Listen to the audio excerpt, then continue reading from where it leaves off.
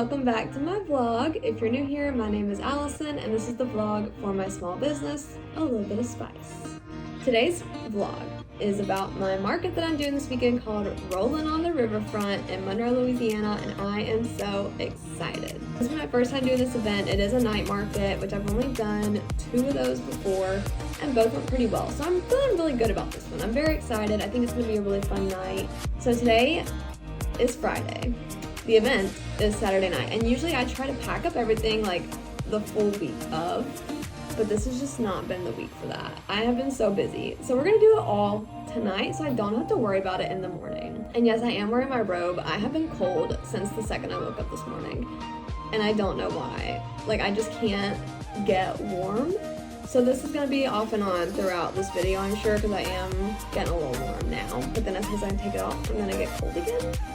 So that's just the kind of Friday that I'm having. But let's get to it. Let's pack up some inventory, and we're gonna start with my bookmarks. And like I showed last time, I'm using my same spreadsheet system that I always use. And I made sure to put BOGO down here because I do my bookmarks as a BOGO deal at all of my markets. So I just kind of have it all on here, all my little categories. And yeah, so we're about to fill up the spreadsheet. I have all these inventory numbers from my website, and I just want to make sure that they're accurate before I put them all away to pack up for tomorrow.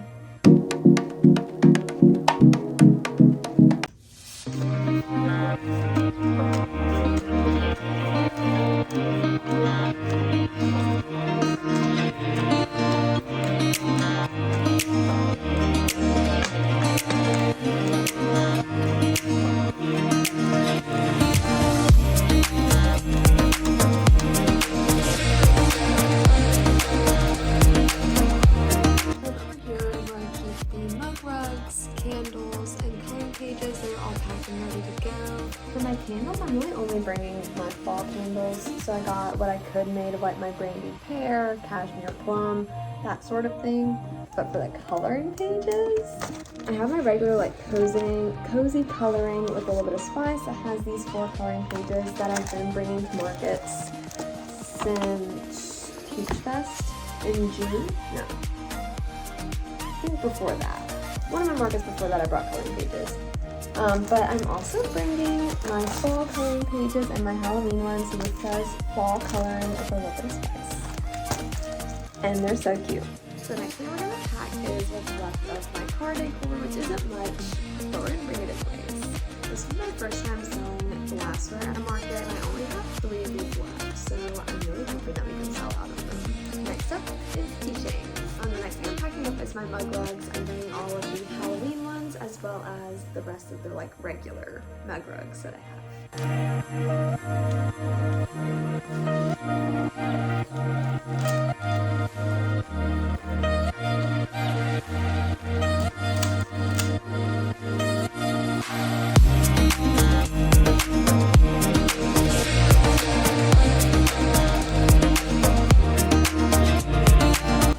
I'm doing my notebooks, book review journals, and sticky notes and notepads. I'm going to use these little Avery stickers to put on like the coloring pages that have the price on them, even though they do have a price sign, just so that people can still see maybe more clear. People still ask about the price of them. So I'm also going to do that to put the price on my notebooks, sticky notes, and notepads.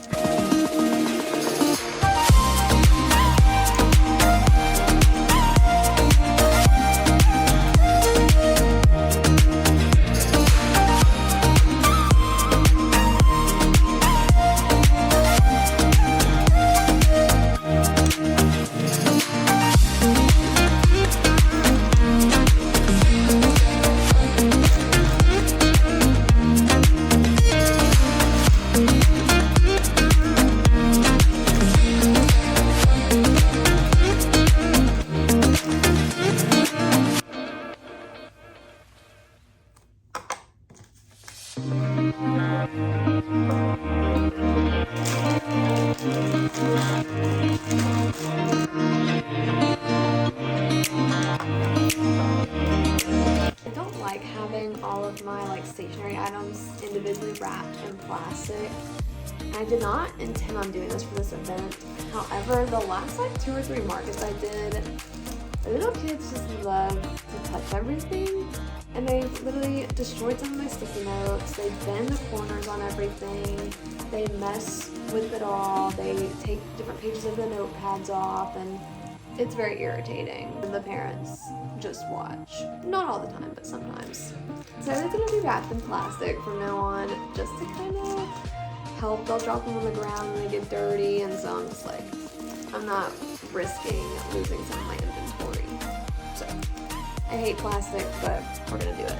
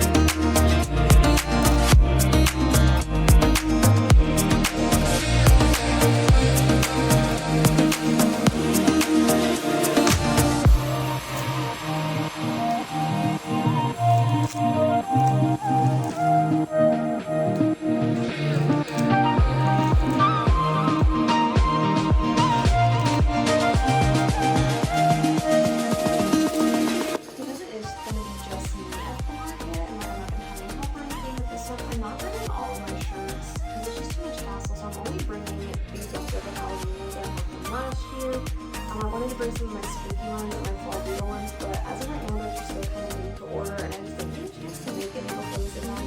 I've just been very busy. So I'm gonna bring what's left. So I just accidentally videoed myself doing nothing for 12 minutes, so that was weird. But we're gonna get to packing up stickers.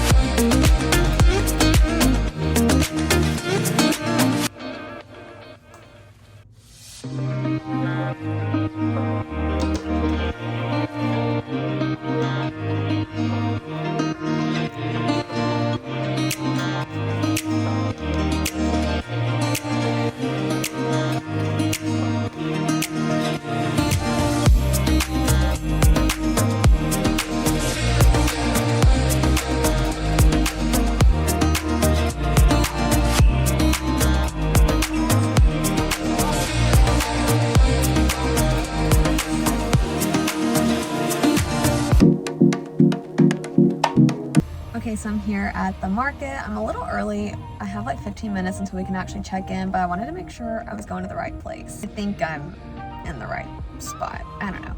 It is very hot outside, so that I'm not super excited for. I think it's gonna be fine either way. It's 5 to 9. I'll try to vlog a little bit throughout the event. Probably won't do much. I'll show my setup and everything, and then if I get any sort of like a break, I'll give like a little update on how things have gone. When I get home tonight, I will finish the vlog of like how it went, my thoughts and opinions, and yeah, see you guys soon.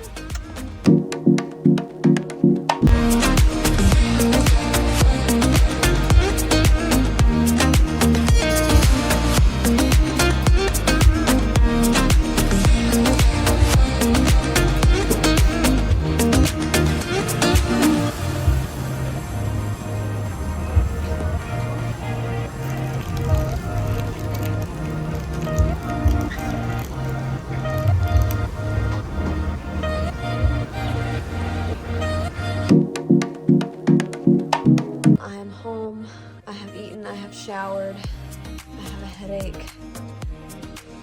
I'm so exhausted. I'm gonna go to bed. I'm gonna get my thoughts in order because I have a lot of them. Good morning, you guys. Still have a headache, and I feel hungover, but I think it's just because I'm dehydrated. Is my coffee gonna help with dehydration? Absolutely not. But this was necessary. So tired. And now I have to put all my inventory away so I can get my shop open by noon, because that's what I said I would do. So I have some thoughts about the event that I did last night. It's called Rolling on the Riverfront. This was not one of their regular river markets. Had I known that, I probably wouldn't have done it. First of all, check-in started at 2:30 and ended at 3. So you had a 30-minute time period to get checked in. You had to be checked in by 3. And I don't know, I found that kind of weird. Just because I've never had a market where we have like a deadline to be checked in. Every market I've always done has been, you can start setting up at this time, just be done before the market starts. That's what every event I've done has been like. So that was kind of strange to me because it didn't take me very long to set up, even though I was by myself. So I really probably could have gotten there closer to like 3:30 and had plenty of time instead of getting there 3 hours before the event started, but then having to sit in the blazing hot sun, which is something we'll also get to momentarily. So I really wasn't a big fan of that. I would have loved to have gotten there a little bit later so I didn't have to sit in the sun as long. One of my booth neighbors had this really nice fan and she shared it with me, which was very kind of her. The next thing, so they sent out the email with like how we were going to be set up, where your spot was going to be. Some people have their own like bay, but some people were sharing them. I was one who was sharing it with an artist. 2 artists technically, because I think they were a couple, I'm not exactly sure, but they sell art together. So there's 3 people selling art under one maybe like 12 by 12 space. It was a little bit bigger than a 10 by 10. I really still don't feel like it was big enough for 2, technically 3 people, and 2 groups that have a lot of stuff. Me and my like space partner, I had 2 tables and I did not bring my rolling cart for my t-shirts. And I'm glad I didn't, because I wouldn't have had anywhere to put it and I wouldn't have been able to sell them, and it would have been a waste of my time bringing all of that inventory and setting up that cart. However, they brought everything and they were invading on my space for most of the beginning. They had like a little t-shirt rack that was kind of like in my area a little bit, and so people kept thinking they were my shirts. I had like 2 or 3 people like, hey, we want to check out with this. And I'm like, oh, that's not mine, that's theirs. So that did get a little frustrating. Like, shoppers felt really bad. I was like, not your fault. That's okay. I really didn't like that. I think that if you're gonna have people share a small like 12 by 12, and my dimensions might not be correct, you're gonna have people share those, maybe do a little more research as to like what they're gonna be having with them. Because if you're gonna have one table, put those people in a spot together. that makes a lot more sense. Because of how small our spaces were, which was essentially like a 6x6, because that's how long my tables were, and that's the only space I really had. I could only have one person in my booth at a time, and it just wasn't very good for traffic. People were talking to my booth neighbors a lot, but they were all in my booth talking to them, taking up space, so people couldn't come in my booth. And so I feel like I missed out on a lot of sales because of that. The next thing, I mentioned earlier that we would get back to the whole sun thing. So for this event, we're on the river. It's beautiful. It is a stunning view. I love it. What I did not love is facing the sun, which obviously is not their fault. You can't control that because that's the way that the place is set up. We're gonna have to face the sun, which is why I brought my sunglasses. I was prepared for that. However, I was not prepared for it to be 93 degrees at the start of the event. That was hot. And again, they can't control the weather. I totally get that, but it's Louisiana. It is hot, it is humid. It was miserably hot. And I'm just thankful that the Kona Ice place opened before the event started because I needed something cool. I had already drank all my water just after setting up. I had no more water left, and I was there until 9 o'clock, and by 3:30 I was done with my water. Which brings me to my next point. So this is an outdoor event in the summers, last day of summer.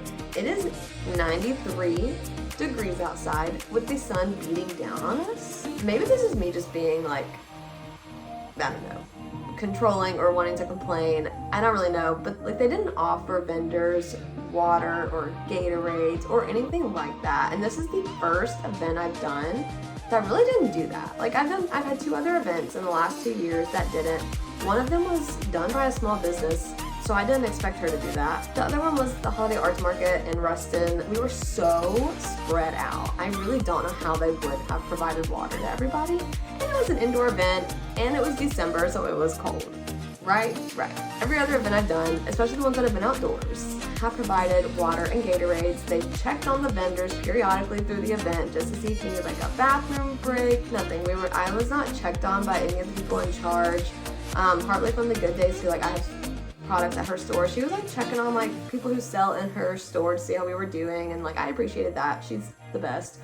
But people who were actually running the event, they never came by to see if we needed a bathroom break, and people like me, I was by myself.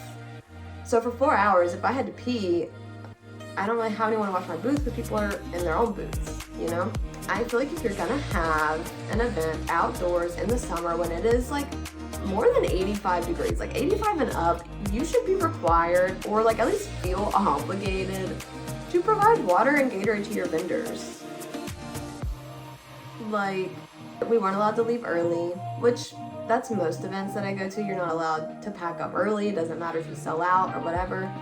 But if literally no one is coming into the event, I think we should be able to leave a little early. I didn't make a sale for the last hour and a half, mainly because there was just nobody there. Will I do this event again? Might try one of the regular river markets before I just completely say no. I just didn't like this event specifically. And the conclusion that I have come to is that I just don't do as well at events in Monroe. I've done events in El Dorado, which is my hometown. I've done events obviously in Ruston, where I live. I do really well at those. Not to brag, but I do very well. Even at the low traffic events in Ruston, I do well. I did a low traffic event in El Dorado. Well, the event wasn't low traffic, but the way they had it done where I was located was very low traffic. But I still did really well there. Events in Monroe, I did a 3-day event where I made more in 6 hours at a Ruston event than I did in 3 days. I don't know if it's the way they advertise. I don't know if it's just the community of Monroe doesn't support artists as much as they do in Ruston, because Ruston is very much art focused. So we're gonna see. I'm gonna do another river market, and hopefully that one will go better, because I've heard people say really great things about it. Thank you guys so much for watching. Please subscribe before you go. Yeah, thank you.